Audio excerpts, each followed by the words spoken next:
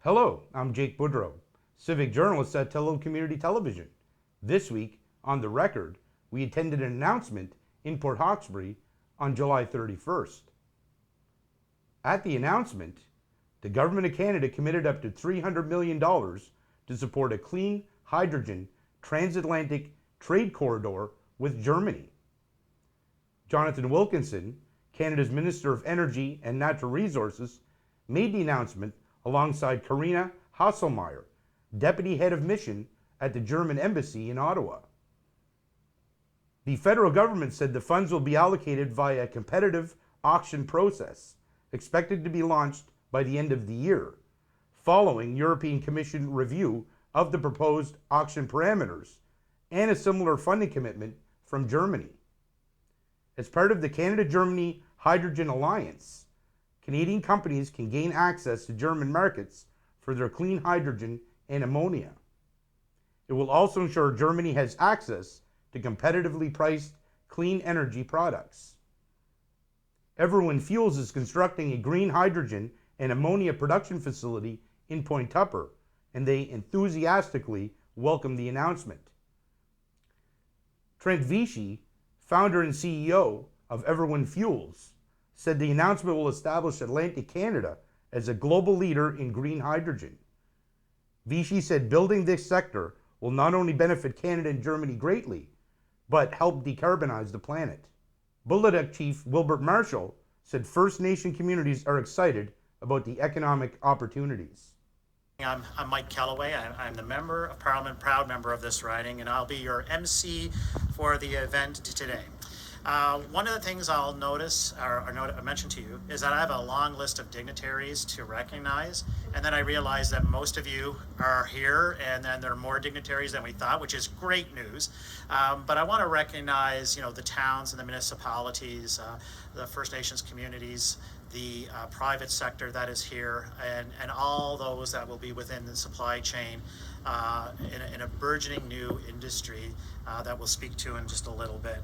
And it's more than just a pleasure to be here. I'm very proud to be here, to be a part of an important announcement, along with my colleague, Jaime Batiste, MP for Sydney, Victoria. And with that, I'll ask Jaime to come up for an opening welcome and a land acknowledgement. Gwe, Jalasi, Odasi, the Gwe will not kiss cook. Could you play down Dilgig Nog, you know, say Giskuk, Sama, Mr. Dignitary, Odasi Giskuk, Mountescadi, Willa, Eganawada. Greetings, everyone. Welcome. I'm not going to attempt to go through all the dignitaries. As Mike said, we've got so many people here for such a great announcement. It's my duty as a member of Parliament for Sydney, Victoria, and a member of the Mi'kmaq Nation to acknowledge the land that we are on today, the island of Unama'ki, which is part of the 7 districts of Mi'kmaq. I'd like to welcome you. We are all treaty people under the peace and friendship treaties signed between the Crown and the Mi'kmaq between 1725 and 1786. It's an amazing thing to be here today, to welcome Minister Jonathan Wilkinson, and to be here with my colleague Mike Kellaway for such an amazing announcement. And without further ado, I'll let us get to that amazing announcement. Thank you. Aloha.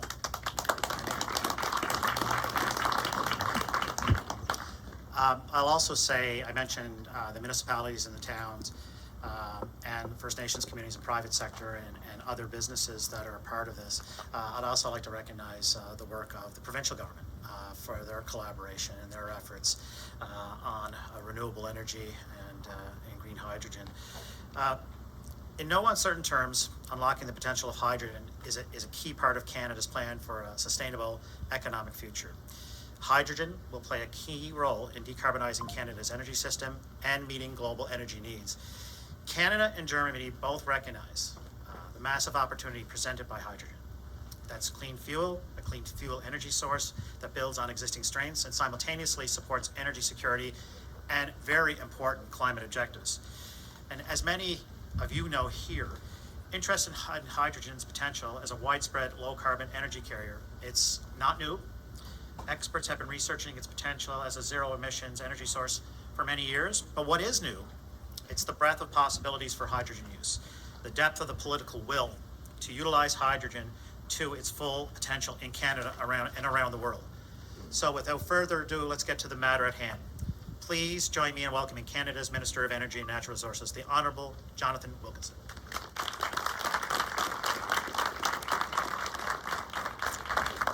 Thank you very much. Bonjour tout le monde. It is great to be back in Cape Breton. I often say I am the Minister of Energy and Natural Resources, but I'm also the Member of Parliament for North Vancouver. And I often say to folks that North Vancouver is certainly one of the most beautiful ridings in all of Canada, up against the mountains on the Pacific coast. But I would say that this rivals North Vancouver. It's a beautiful place. I had the opportunity to be in Cape Breton last summer for vacation and cycled around the Cabot Trail. I'm not sure there's many places more beautiful in this country than this part of Canada. I would like to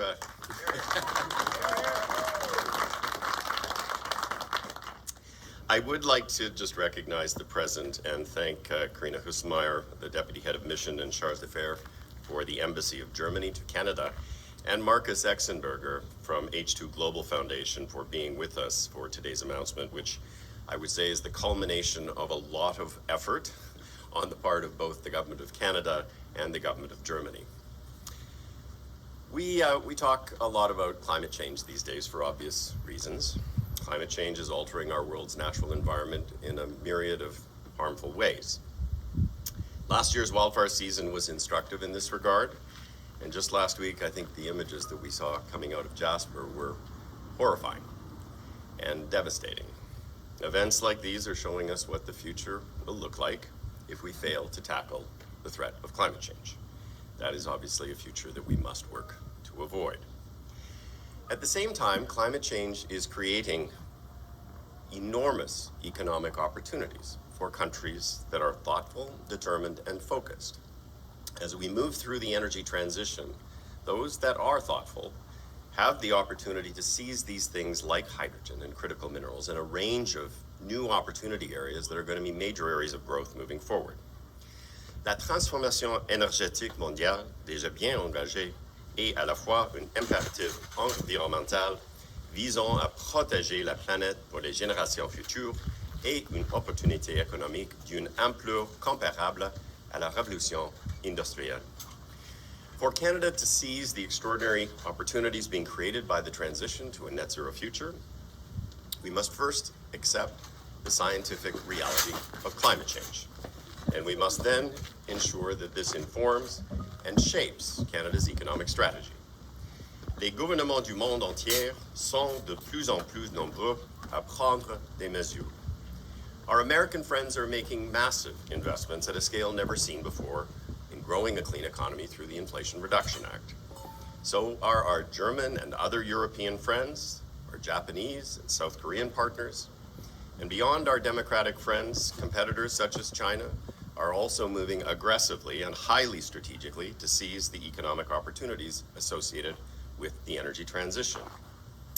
It is not a fluke of chance that China is now the #1 developer and deployer of renewable energy technologies, the #1 manufacturer and deployer of electric vehicle technologies, and that it controls much of the critical minerals value chains around the world. That is the product of a thoughtful economic strategy. Here in Canada, we have developed an energy and resource-based strategy in partnership with industry, with labor, and Indigenous peoples to create economic prosperity in a low-carbon world. Implementation of such a strategy is going to look different in different parts of Canada.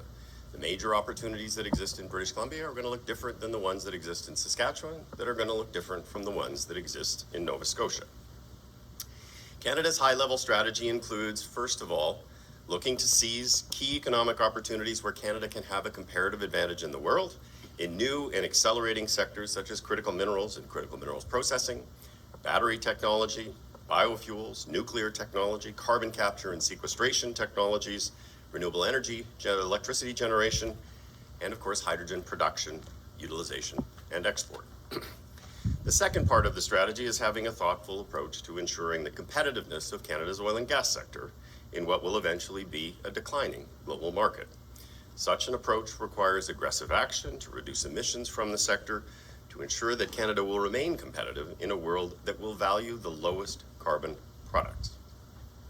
It also means enhancing our focus on non-combustion applications of oil, and in the case of natural gas, for ultra-low carbon hydrogen.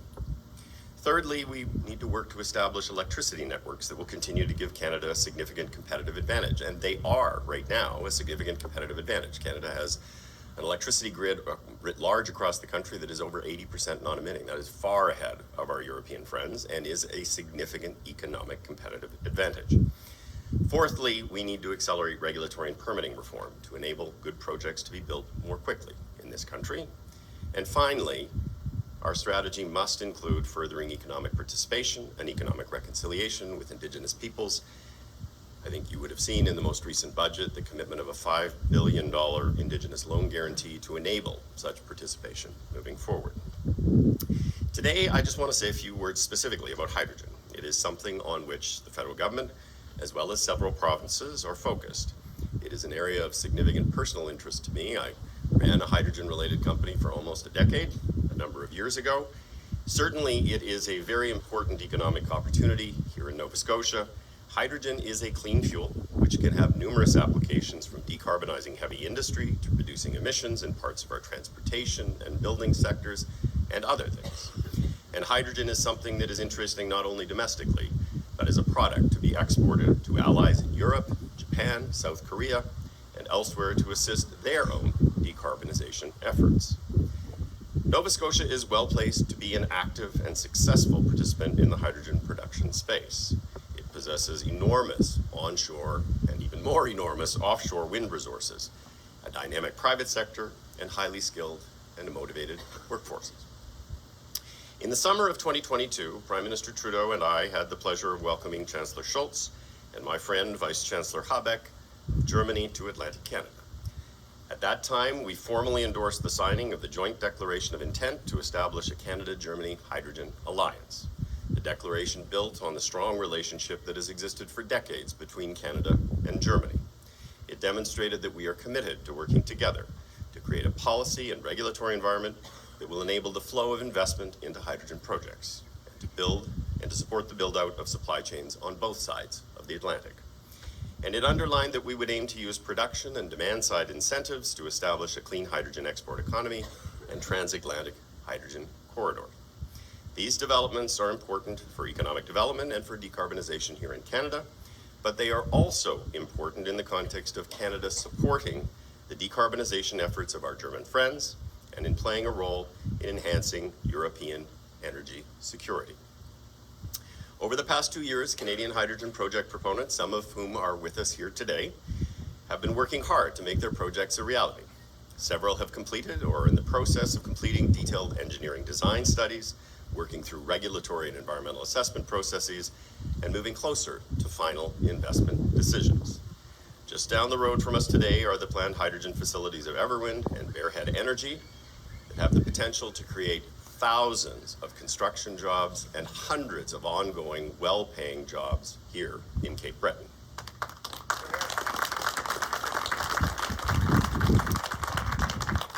Provincial governments have also been working hard to do what they can to help realize the hydrogen opportunity. In this regard, I am grateful for the partnership that has been shown by Premier Houston and Premier Furey in this space.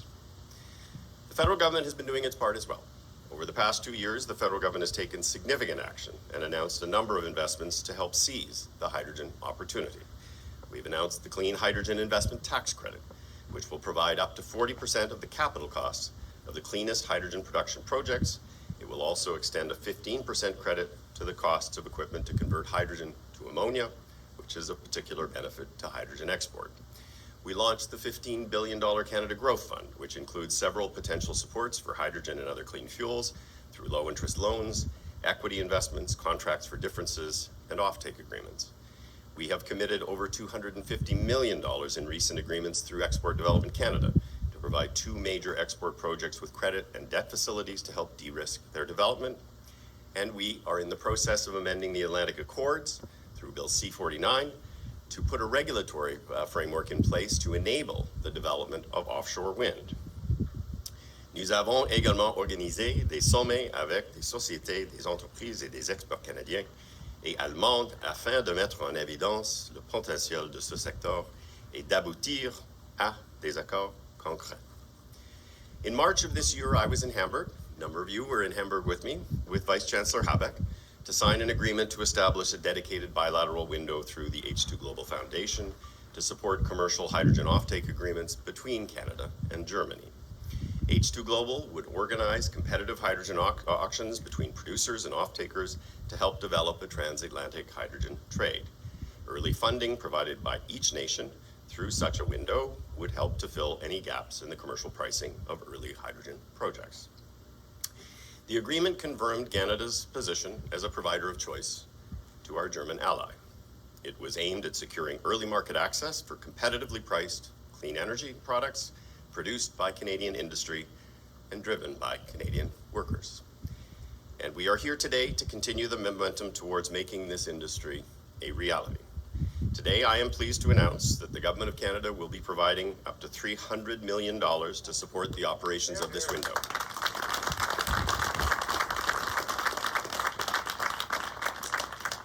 We expect this funding will be matched by a similar contribution from Germany. The precise mechanics of the window and the timeline for auctions under the window will require further discussion between the German and Canadian governments, but our hope is that the auctions will take place prior to the end of 2024. Markets. Building this transatlantic hydrogen trade and the low carbon economy that it will help enable does not happen on its own or by chance. On the one hand, we can choose to lead by recognizing where the world is heading and aggressively pursuing major areas of economic opportunity. That is the choice this federal government and our German allies have made. On the other hand, we can choose to bury our heads in the sand and pretend that the world is not moving rapidly towards a cleaner and greener future, creating uncertainty and driving away economic investment and well-paying jobs. Without intending to be overly partisan, I would say that this recognition is not one that is yet shared by all federal political leaders in Canada. I would say that the absence of any recognition of the reality of climate change and the absence of any kind of economic plan that is focused on seizing the economic opportunities of a low-carbon future, something that our allies in the United States, in the European Union, and competitors like China have long ago figured out, represents a threat to Canada's future economic competitiveness and its prosperity. The announcement being made today is a big deal, and it is a very good day for Nova Scotia. It is a good announcement for Canada, and I believe it is a good announcement for our friends in Germany. It is a win-win-win. Tout le monde y gagne.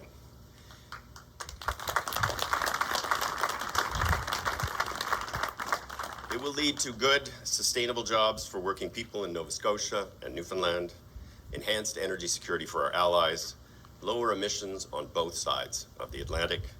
That is precisely what we intended when we signed the Canada-Germany Hydrogen Alliance a couple of years ago.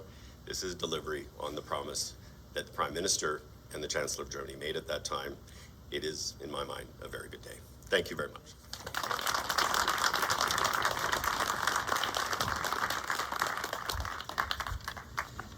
Thank you, Minister Wilkinson. And as you said, it's a very big day. And in the Straiten area, we like wins, wins, and wins too. And that's wonderful.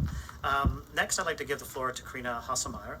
She's the Deputy Head of Mission at Canada's Embassy of the Federal Republic of Germany, to say a few words. Karina? Thank you. Hello. Bonjour. Thank you for the opportunity to share Germany's perspective on our cooperation with Canada to advance the energy transition. Il y a des gens qui pensent que la diplomatie, c'est négocier les mots et déplacer les virgules. Et finalement, rien se change. When I came to Canada 2 years ago and started working at the embassy, my first task sounded a bit like that, to finalize the negotiations on what was to become the joint declaration of interest on establishing a Canada-Germany hydrogen alliance. But when you, Minister, and Vice Chancellor Habeck signed this in the presence of the Prime Minister and the Chancellor, it already had an effect. the little town of Stephenville, Newfoundland, made the evening news in Germany. Here in Canada, people started talking about the potential of Atlantic Canada to produce offshore wind and green hydrogen. From the outset, all 4 Atlantic provinces have supported this alliance. Partnerships with indigenous communities were formed. For the MOUs were signed between Canadian developers and potential off-takers like Everwind and E.ON, between ports like Halifax and Hamburg, and between Canadian provinces and German Länder. I had the pleasure to accompany a delegation from Mecklenburg, Western Pomerania to Nova Scotia, from Hamburg to Newfoundland and Labrador, and from the German Parliament just a few weeks ago to both provinces. Several Canadian delegations visited Germany to get a first-hand impression of developments in offshore wind and hydrogen. This March, Vice Chancellor Habeck had the pleasure to host you, Minister, and a lot of you who are here today, in Hamburg for a discussion with project developers, off-takers, and investors. Today, we can be sure the Canada-Germany Hydrogen Alliance is not just pure words in a document. It is a dense network of people that we managed to connect in the past 2 years.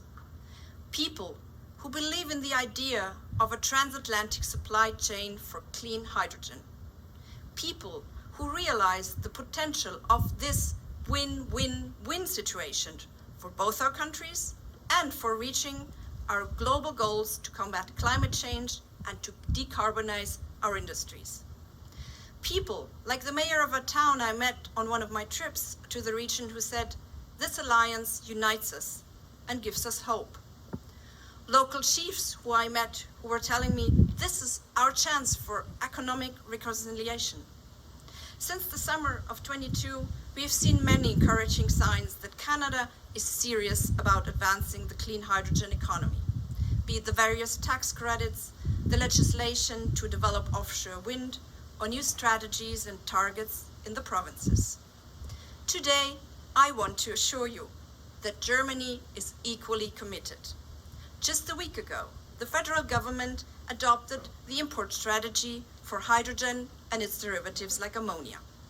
This strategy is a key signal to our international partners, like Canada, as it will contribute to better security for investments made here. By 2030, Germany expects demand of hydrogen and derivatives to be at around 100 terawatt hours, and imports will account for around 50 to 70%. With the transition towards climate neutrality, by 2045, we expect these numbers to rise by at least factor 5. The strategy underlines measures to build the necessary import infrastructures by pipeline and ship and the hydrogen core network. For hydrogen infrastructure projects alone, the federal government and the Länder have earmarked around 4.6 billion euro in public funding. With a mix of instruments, Germany supports reliable demand. Carbon contracts for difference incentivize the conversion of conventional industrial plants into climate-friendly ones. The H2 Global instrument, with its double-sided auction mechanism, links and synchronizes international supply with demand in Germany. Just recently, the results of the first global auction were published and gave important price signals in an evolving market. And thank you also to Markus Exenberger from the foundation who came here just for this event. Because we believe that Canada is a prime partner, the German government offered to jointly make use of this instrument and to co-fund a dedicated Canada window. We very much welcome that the Canadian government has decided to match the German offer so that up to 600 million Canadian dollars will be available in total.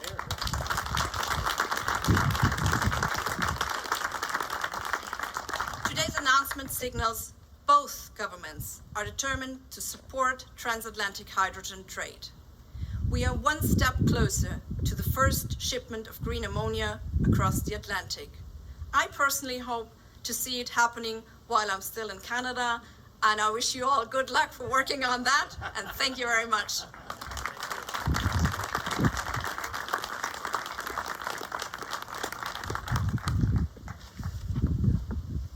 Thank you very much, Karina. And just some parting words, and then we'll open up questions for the media, and Brenna will facilitate that.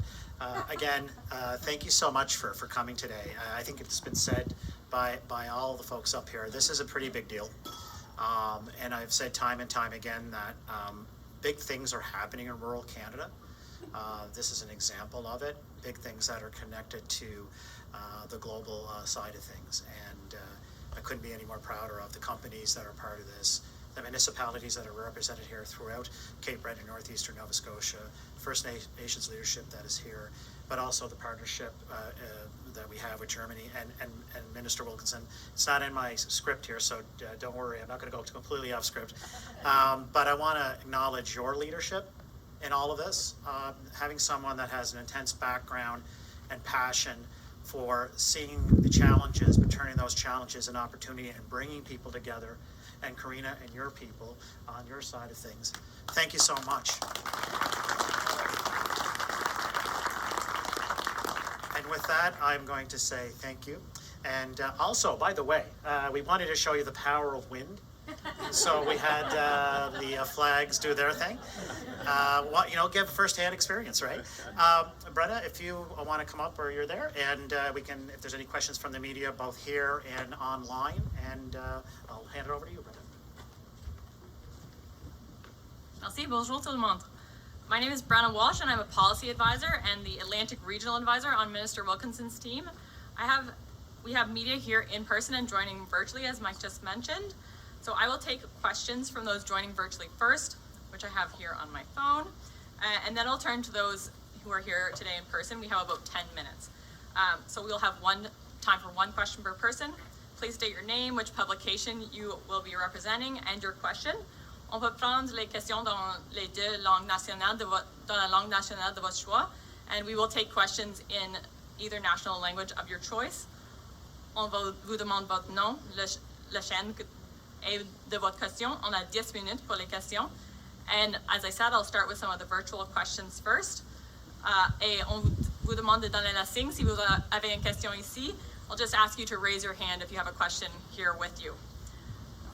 So I'm going to start with a question from Marc Babin from Radio Canada. Je vais lire la question en français et en anglais, mais on veut une réponse en français pour cela.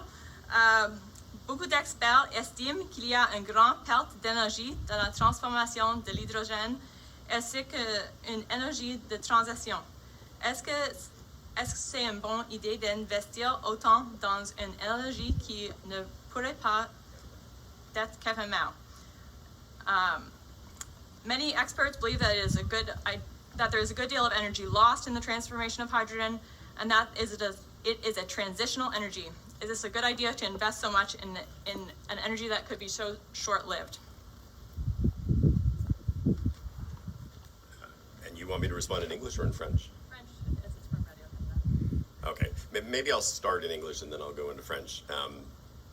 So, first of all, I think people have to understand that there are different pathways to get to hydrogen, and each of the pathways has different positives and different challenges. One, which is the focus of the work here, is on using renewables, wind, in order to generate hydrogen through electrolysis. Another, which is something that provinces like Alberta are more focused on, is to actually produce hydrogen from natural gas, either by capturing the carbon and sequestering it, or by using a particular kind of process that allows the carbon to drop out as a solid. In the context of the decarbonization, particularly of industrial applications, there are very few choices than hydrogen to displace natural gas. There are some industrial processes where one can look to electricity, but by and large, you have very little choice. So the challenge for us is to make hydrogen as cost-effective as possible. Yes, there are losses in the conversion process, but it is to make hydrogen as cost-effective as possible to ensure that we actually can displace natural gas, which is required if we are to fight climate change. But I would also say that in the case of offshore wind in particular, we have an enormous resource from which we are deriving zero value right now. At the end of the day, there is more than enough onshore and offshore wind to decarbonize the Nova Scotia grid and to be able to actually convert and produce hydrogen for export and for domestic use. The alternative is simply to let the wind blow and not extract value from it. I'm not sure why that would make any sense at all. So the losses issue, I think, is a bit beside the point. C'est important de comprendre qu'il y a les différentes méthodes dans lesquelles on peut produire l'hydrogène. Ici, c'est l'hydrogène qui vient des renouvelables, particulièrement les éoliens. Et bien sûr, il y a les pertes quand on utilise l'électrolysis, mais on a une ressource avec le vent, particulièrement sur mer, que nous pouvons utiliser pour extraire la valeur. Et aussi, je veux dire qu'il n'y a pas beaucoup d'autres choses qu'on peut utiliser pour réduire les émissions de gaz à effet de serre dans les secteurs industriels. Et je crois que les pertes sont un petit peu à côté de le grand chose que nous pouvons faire. Il y a une grande opportunité économique, mais c'est aussi important pour réduire les émissions de gaz à effet de serre.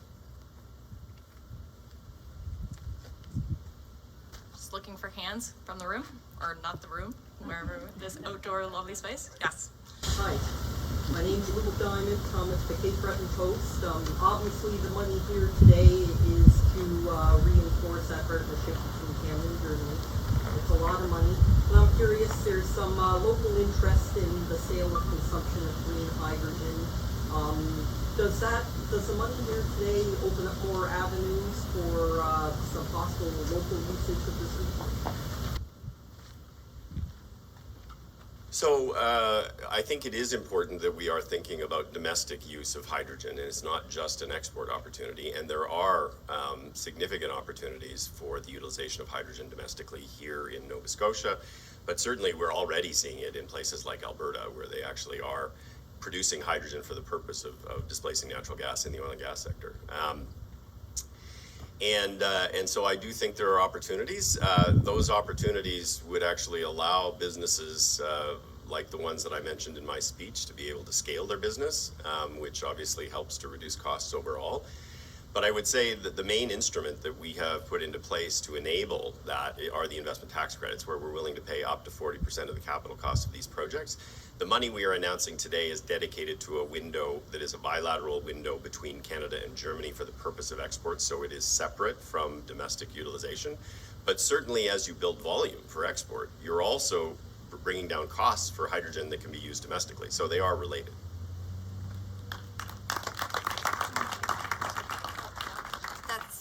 I also want to add to that, it's also part of the German philosophy. It's we are kickstarting a market here, which will then have effects globally, is also have effects here in Canada and build value here in Canada. So it's not just the bilateral window supports the export, but it supports a whole industry that is going to be generated. And so our philosophy when we fund this instrument is in this bilateral window, but also globally, is that this will contribute to economic opportunities also in our partner countries. In the green first. Yes, Minister Wilkinson. Adam Cook, CBC News, Cape Breton. Just wanted to pick up on the discussion from the previous question. Nova Scotia is trying to decarbonize itself in terms of its energy production, especially in terms of where coal is being produced here in the province. Is your department actively involved with the provincial government in terms of making sure that not only is the supply of green hydrogen available for international markets, but that it's going to help your own government's deadlines for getting provinces like Nova Scotia off coal and other fossil fuels? I'm just going to quickly repeat so that those online can hear. The question was following up on the last question. This is primarily for hydrogen for international markets, but Nova Scotia needs to reduce its emissions, getting off coal. What is the conversation and involvement of the federal government in that effort? Yeah, so I mean, you are referring in particular to the electricity grid, the need to phase out coal, and ultimately to get to a non-emitting grid. And the answer to are we collaborating with the province is yes. I think Dave McGregor, who was at a meeting with me and Minister Rushton yesterday talking about these issues, would validate that. We had a meeting a few months ago where Premier Houston came to Ottawa to actually discuss all of these issues. And we made a commitment and issued a statement at the end of that meeting that said that we would work in partnership. The federal government would support the efforts of the government of Nova Scotia to move towards the non-emitting grid that also would have abundant sources of power that allow you to attract new industry to the province.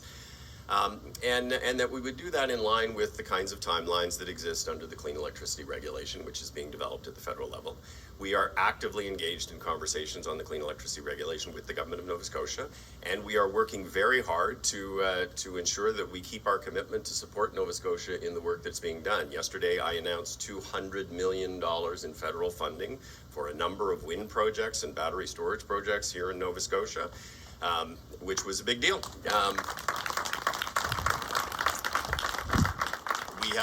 We have announced a number of projects prior to that, and I am quite confident that we will be announcing more. But the partnership with the province on the electricity system has been a very strong one.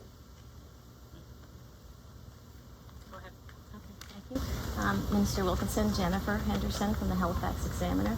Can you put a little meat on the bones about how this competitive auction process will assist companies like Everwind and Bearhead get their projects off the ground? I don't quite understand the A to B.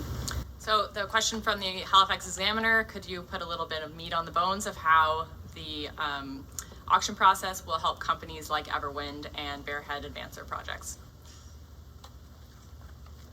So, and Marcus will correct me where I go wrong here. But I think it's important to understand how new markets open up and how technology evolution happens. And perhaps the best example of this is what happened with the development of wind power itself. Wind right now is perhaps the most cost-effective way to generate electricity. 30 years ago, it was much, much more expensive than alternatives. And the reason that we actually got to where we are today is largely because of the government of Germany, which actually put in place a tariff structure that was willing to pay more for the early part of the wind development, such that you could actually evolve the technology and cost reduce it, and you could actually get to larger manufacturing volumes of wind turbines, so that you actually brought the costs down. And as I say today, wind in Alberta is 3 cents a kilowatt hour when they actually go out to bid. The most cost-effective way to generate electricity. So this is essentially the same kind of thing, where we are looking to, in the early stage, create a market to allow for early entry into the market for products that are probably a little bit more expensive than what the commercial system can bear at the present time. Allow for volume to be built, which will help to reduce costs. Allow for further cost reduction of the offshore wind platforms and the electrolysis systems to get to the point where onshore wind is today. And so the auctions essentially will be a bid into by users, industrial users, of a price and a volume that they actually want to pay. And we will look then at what is the price that can be offered by producers, including the folks that are with us today. And we will use the $600 million to fill the gaps and to ensure that you can actually contract for the hydrogen. This is an early market development thing. And Canada is the first country, as I understand it, that Germany has actually contracted with. We are going to be the first in the world to do this. By leading the market, you actually help to create the market and to actually be first to get down the cost curve. And that's exactly what this is intended to do.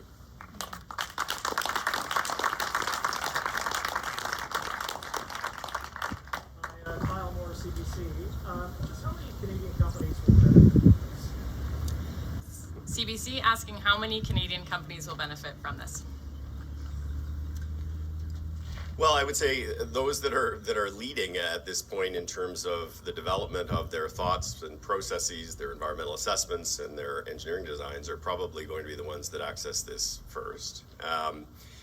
The precise number of companies is impossible to say at this point because it depends a little bit on what the gap is and therefore what the volume that this 600 million will actually attach to is.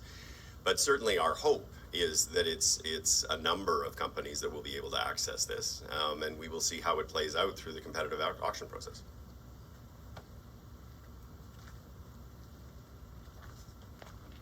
Anyone that I've missed? Okay, thanks very much. Then that concludes the media availability today. Thank you.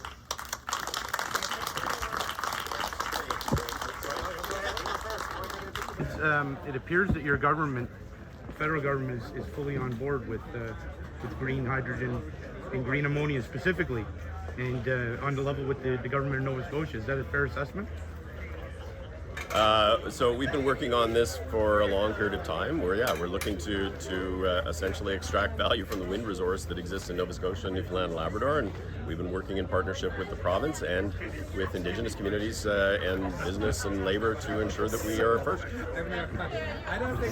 And as far as wind, there has been some questions about offshore wind and things like that, but you guys obviously see this as one of the ways to get to that net zero and that lowering carbon emissions. We certainly do see it as a way to help reduce carbon emissions in Canada, but we also see it as a way that Canada can play a leadership role internationally in helping other countries to decarbonize. We intend to be a clean energy superpower in the world, and this is part of the step towards that. Great. And Mike, for your part, this is pretty big news for the two proposed facilities in Point Upper. Listen, for sure. I said it in my opening remarks. I think everyone said it here that spoke today of the assets that we have here in terms of wind, of private sector interest, of not just the two levels of government working together, the federal and provincial, but also the municipalities throughout the region, and also First Nations leadership and First Nations communities are a big part of this going forward. I think when you have those ingredients, and then you have a partner like Germany, you're well on your way. And I think today's announcement is to further cement that pathway for Canadian companies working with Germany and doing so here in places like Port Hawkesbury, Point Upper. Thank you for watching. Please tune in again to find out what we will be talking about on The Record.